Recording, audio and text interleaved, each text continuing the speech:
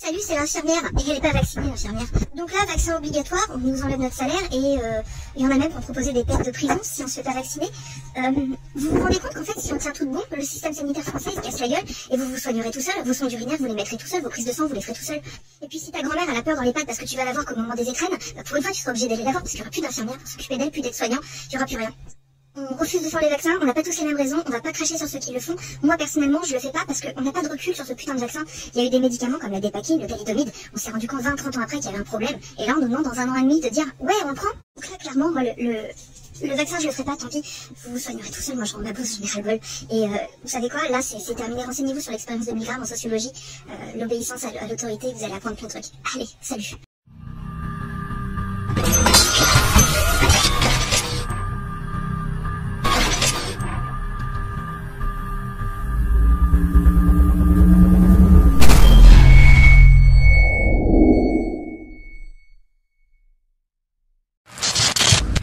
Les petits-enfants de la patrie avaient le peuple. Avant d'entrer dans le sujet, ma chaîne a une fois encore fait l'objet d'un strike abusif. La vidéo du second épisode relatif à l'affaire Jeffrey Epstein, par le prétexte totalement inconsistant avec le contenu, l'appel à la violence. Pas la peine de savoir à qui on le doit, on le sait déjà. Mais cela devient vraiment de la persécution quoi qu'il arrive. Heureusement, on peut néanmoins la retrouver sur Odyssée. Aujourd'hui, nouvel épisode de notre saga interminable du cocovirus. Et le pire vient de tomber le 12 juillet dernier au soir, à sec et bien profondément. Nous avons assisté à un coup d'État, au prétexte sanitaire, instaurant l'apartheid vaccinal et visant à maintenir la chape de plomb jusqu'à la présidentielle de 2022. Voici un florilège.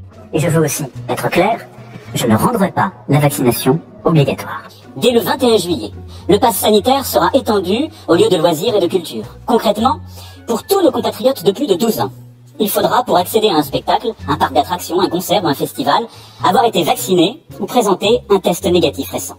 Et je veux aussi être clair, je ne rendrai pas la vaccination obligatoire. Alors, sans passe sanitaire, les contrats de travail de ces salariés pourraient être suspendus et ils ne seront tout simplement pas payés. S'ils persistent, ils risquent un avertissement, une mise à pied, voire même un licenciement. Les clients, les consommateurs, par exemple installés en terrasse d'un café sans passe sanitaire, risquent une amende de 135 €. À partir du début du mois d'août, donc, le pass sanitaire s'appliquera dans les cafés, les restaurants, les centres commerciaux ainsi que dans les hôpitaux, les maisons de retraite, établissements médico-sociaux, mais aussi dans les avions, trains et cars pour les longs trajets. Et je veux aussi être clair, je ne rendrai pas la vaccination obligatoire. Et je suis pas anti-vaccin, mais c'est juste pour le principe de la vaccination obligatoire. Chacun a le droit de faire ce qu'il veut. Mais je suis absolument pas anti-vaccin obligatoire.